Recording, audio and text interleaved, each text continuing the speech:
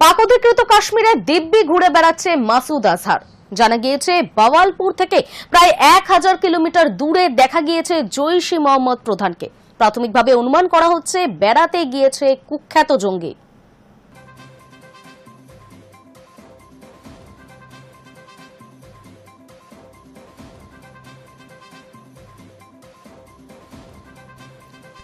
পাক অধিকৃত কাশ্মীরে দিব্যি ঘুরে বেড়াচ্ছে মাসুদ আজহার। জানা গিয়েছে বাওয়ালপুর থেকে প্রায় 1000 কিলোমিটার দূরে দেখা গিয়েছে জৈশ-ই মোহাম্মদের প্রধানকে। প্রাথমিকভাবে অনুমান বেড়াতে গিয়েছে কুখ্যাত জঙ্গি। উল্লেখ্য, কয়েকদিন আগেই পাকিস্তানের প্রাক্তন বিদেশমন্ত্রী বিলাওয়াল ভুট্টোর জোর গলায় দাবি করেছিলেন মাসুদ নাকি পাকিস্তানে নেই।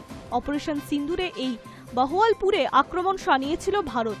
বাওয়ালপুরে জৈশ-ই মোহাম্মদ, মুরাক্কার লস্কর-ই-তৈয়বার ও হিজবুল মুজাহিদের সদর দপ্তর গুড়িয়ে দিয়েছিল ভারত। খতম হয়েছিল বহু জেহাদি, আর এই আক্রমণে খতম হয়েছিল বহু জেহাদি। এবার জৈশের গড় বাওয়ালপুরের আশেপাশেই দেখা গেল মাসুদ আজহারকে। উল্লেখ্য, এই বাওয়ালপুরে অপারেশন সিন্দুরের সময়ে পরিবারের 14 জন সদস্যকে হারায় মাসুদ। জানা গিয়েছে, পাক অধিকৃত কাশ্মীরের যে অংশে মাসুদকে সম্প্রতি দেখা গিয়েছে সেটি মূলত পর্যটন ক্ষেত্র। হ্রদ এবং পার্কে ভরা নিভৃত জায়গাটি খুব বেশি পর্যটক ভিড় জমান না। ওই এলাকায় 2টি মসজিদ এবং বেশ কয়েকটি মাদ্রাসাও রয়েছে বলে জানা গিয়েছে। কিন্তু ওই এলাকায় মাসুদ কেন গিয়েছে তা জানা যায়নি। প্রসঙ্গত, দিন কয়েক আগেই বুক বাজিয়ে বিলাওয়াল দাবি করেছিলেন আজহার মোটেই পাকিস্তানে নেই, সে রয়েছে আফগানিস্তানে। বিলাওয়াল বলে, যদি ভারত সরকার আমাদের তথ্য দিতে পারে যে পাকিস্তানের মাটিতেই রয়েছে মাসুদ, সেক্ষেত্রে আমরা ওকে খুশি মনে গ্রেফতার করতে পারি। কিন্তু ঘটনা হলো, ভারত সরকার তেমন কিছু দিচ্ছে না। কিন্তু তারপরেই দেখা গেল বহল তিব্বতে পাক অধিকৃত কাশ্মীরে ঘুরে বেড়াচ্ছে মোস্ট ওয়ান্টেড জঙ্গি মাসুদ। Hi news network.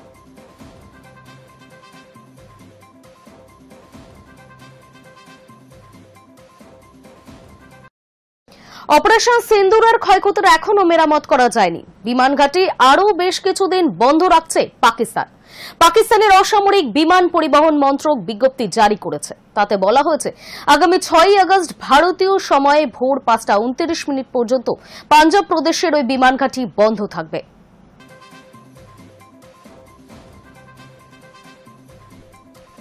ভারতীয় সেনাবাহিনীর সিন্দুর অভিযানের সময় ক্ষতিগ্রস্ত হয়েছিল পাকিস্তানের বেশ কয়েকটি বিমান ঘাঁটি। তার মধ্যে একটি হল পাকিস্তানের পাঞ্জাব প্রদেশের রহিম ইয়ার খান বায়ুসেনা ঘাঁটি। ভারতীয় সংবাদ মাধ্যমের প্রতিবেদন অনুযায়ী সম্প্রতি পাকিস্তানের অসামরিক বিমান পরিবহন মন্ত্রক একটি বিজ্ঞপ্তি প্রকাশ করে জানিয়েছে, এই রহিম ইয়ার খান বিমান ঘাঁটিটি আরও কিছুদিন বন্ধ থাকবে। 6ই আগস্ট ভারতীয় সময় ভোর 5:29 পর্যন্ত এই বিমান ঘাঁটিটি বন্ধ রাখার নির্দেশ দেওয়া হয়েছে ওই বিজ্ঞপ্তিতে। জল্পনা, সিন্দুর অভিযানের সময় যে ক্ষয়ক্ষতি হয়েছিল তা এখনও মেরামত করা যায়নি। সূত্রের খবর, যেদিন সিন্দুর অভিযান হয়েছিল সেই দিন পাকিস্তানের অসামরিক বিমান পরিবহনের মন্ত্রক একটি বিজ্ঞপ্তি জারি করে রহিম ইয়ার খান ঘাঁটি বন্ধ রাখার কথা জানিয়েছিল। সে সময় জানানো হয়েছিল 1 সপ্তাহ যেখানে বিমান ওঠানামা বন্ধ থাকবে। এরপরে দফায় দফায় বেশ কয়েকটি বিজ্ঞপ্তি জারি করে পাকিস্তান মন্ত্রকের ওই বিমান ঘাঁটি বন্ধ রাখার মেয়াদ বাড়িয়েছিল। এবার ফের একটি বিজ্ঞপ্তি দিয়ে সেই বিমান ঘাঁটি বন্ধ রাখার কথা জানিয়েছে পাকিস্তান সরকার। তারা জানিয়েছে, কাজের জন্য সেখানে বিমান ওঠানামা করা যাবে না। তবে এর চেয়ে বেশি কিছু স্পষ্ট করে জানানো হয়নি। পাকিস্তান পাঞ্জাব প্রদেশের দক্ষিণে রয়েছে এই রহিম ইয়ার খান বিমান ঘাঁটি। ভারতের রাজস্থান ফ্রন্টিয়ার মুখোমুখি এর অবস্থান। এখানে পাকিস্তান সেনার যেমন ঘাঁটি রয়েছে, তেমন অসামরিক বিমান ওঠানামারও ব্যবস্থা রয়েছে।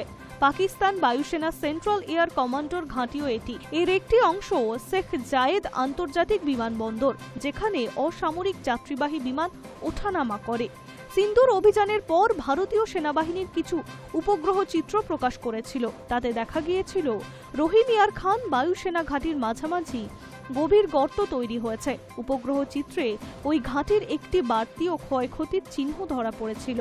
এবার পাকিস্তানে অসামরিক বিমান পরিবহন মন্ত্রক আবার বিজ্ঞপ্তি দিয়ে জানিয়েছে রানওয়ে বন্ধ থাকবে। কারণ হিসেবে বলা হয়েছে WPI আন্তর্জাতিক অসামরিক বিমান সংগঠনের অভিধানে এই WPI এর অর্থ ওয়ার্ক ইন প্রোগ্রেস। আমেরিকার ফেডারেল অ্যাসোসিয়েশন অ্যাডমিনিস্ট্রেশনের বিধিতে বলা রয়েছে, বিমানবন্দরের পৃষ্ঠে কাজ হলে তবেই বলা হয় WPI। পাকিস্তানের অসামরিক বিমান মন্ত্রকের দেওয়া বিজ্ঞপ্তি থেকে মনে করা হচ্ছে, রহিম ইয়ার খান বায়ুসেনা ঘাঁটির রানওয়ে কাজ চলছে। বিমানের গতিবিধির বিষয়ে তথ্য প্রদানকারী অ্যাপ ফ্লাইট রাডার 24 বলছে, পাকিস্তানে ওই বিমান ঘাঁটিতে রানওয়ের দৈর্ঘ্য 3000 মিটার। গত 22 এপ্রিল পহেলগাঁওয়ে জঙ্গি হামলায় প্রাণ হারিয়েছিল 26 জন। ওই ঘটনায় পাকিস্তানের জঙ্গি গোষ্ঠীতে জড়িত থাকার প্রমাণও মিলেছিল। এরপরেই 7ই মে পাকিস্তানের জঙ্গি ঘাঁটি ধ্বংস করতে সিন্দুর অভিযান শুরু করে ভারত। পাকিস্তান পাল্টা হামলা চালানোর চেষ্টা করলে তা ব্যর্থ করে ভারতীয় সেনা। অভিযানে পাকিস্তানের 6টি সামরিক ঘাঁটিতে হানা দেয় ভারত। তার মধ্যে রহিম ইয়ার খান ছাড়াও ছিল রফিকি, মুরিদকে, চাকলাল, চুক্কুর, জুনিয়া। 10ই মে সন্ধ্যায় ভারত এবং পাকিস্তান যুদ্ধবিরতিতে সম্মত হয়। High news network.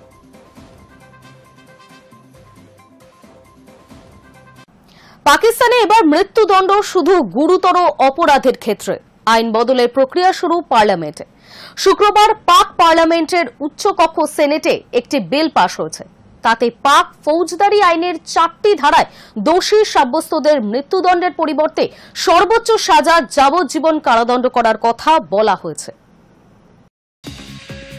কূটনীতির পথে অন্তরায় হচ্ছে কড়া শরীয়তি আইন। পাক প্রধানমন্ত্রী শাহবাজ শরীফের সরকার তাই এবার মৃত্যুদণ্ডের সাজার ক্ষেত্রে নিয়ন্ত্রণ আনতে উদ্যোগী হল। এই উদ্দেশ্যে মৃত্যুদণ্ড সংক্রান্ত আইন সংশোধন করে একমাত্র গুরুতর অপরাধের ক্ষেত্রেই তা সীমাবদ্ধ রাখার প্রক্রিয়া শুরু করা হল পাক পার্লামেন্টে। শুক্রবার পাক পার্লামেন্টের উচ্চকক্ষ সেনেটে এ সংক্রান্ত একটি বিল পাশ হয়েছে।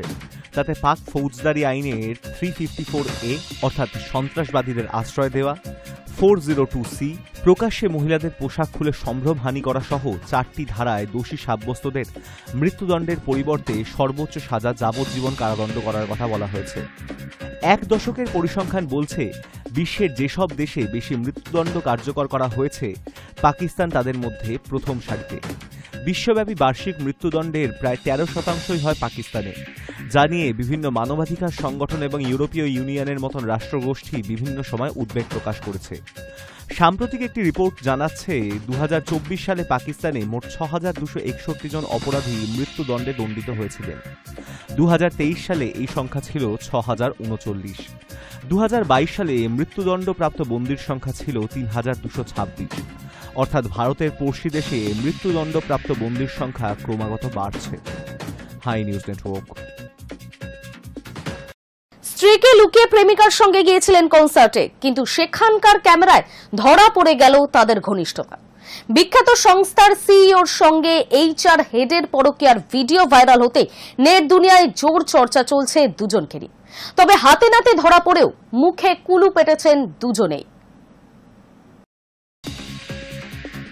বস্টনে কোল্ডপ্লে শো চলাকালীন দেখা যায় একে অপরকে জড়িয়ে ধরে কনসার্ট উপভোগ করছেন বিখ্যাত সংস্থার অ্যাস্ট্রোনমারের সিইও অ্যান্ডি বায়রন এবং সংস্থার HR হেড ক্রিস্টেন ক্যাবো। কিন্তু কনসার্টে থাকাকালীন কিস ক্যাম তাদের দিকে তাক করতেই মুখ লুকিয়ে ফেললেন যুগল। আড়াল হওয়ার চেষ্টা দেখে মজার ছলে কটাক্ষ করলেন কোল্ডপ্লের প্রধান গায়ক ক্রিস মার্টিন। তিনি বলেন, হয় এরা পরকীয়া করছেন, নয়তো বড্ড লাজুক। সেই মুহূর্তে ভিডিও ভাইরাল হয়ে যায় নেট দুনিয়ায়। ভিডিও ভাইরাল হতেই যুগলকে চিনে ফেললেন নেটিজেনরা। আমেরিকার বিখ্যাত ডেটা অপস সংস্থার সিইও অ্যান্ডি।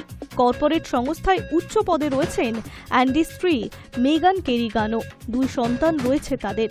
কিন্তু কোল্ডপ্লে কনসার্টে স্বামীর পরকীয়া হাতে নাতে ধরতে পেরেই ফেসবুকে নিজের প্রোফাইল থেকে পদবি সরিয়ে নেন মেগান। ঘনিষ্ঠ মহলের মতে এবার ডিভোর্স ফাইল মামলা দায়ের করতে পারেন তিনি। অন্যদিকে অ্যাস্ট্রোনমারের HR হেড ক্রিস্টেন অবশ্য বর্তমানে ডিভোর্সে। 2022 সালে তার বিবাহ বিচ্ছেদ হয়। দীর্ঘদিন ধরেই অ্যাস্ট্রোনমারের কর্মরত ক্রিস্টেন। সেই সূত্রে লিঙ্কডইন প্রোফাইলে ক্রিস্টিনের ভূয়সী প্রশংসা করেছিলেন তবে তাদের পরকীয়া হাতে নাতে ধরা পড়তেই সেই পোস্ট ডিলিটও করা হয়েছে। তবে ভাইরাল ভিডিও নিয়ে দুইজনের তরফে কিছু জানানো হয়নি। নেট দুনিয়ায় অনেকেরই অ্যান্ডি স্ত্রীর প্রতি সমবেদনা জানিয়েছেন। অনেকের মতে যেভাবে দুজনে মুখ লুকিয়েছেন তাতে স্পষ্ট যে ওনারা জানতেন এইভাবে সম্পর্ক রাখা ঠিক নয়। তা সত্ত্বেও কেন এই সম্পর্ক, প্রশ্ন নেটিজেনদের। Hi news network. The world today এখনকার মতো এই পর্যন্তই। নজর রাখুন হাই নিউজে, নির্ভীক নিরপেক্ষ।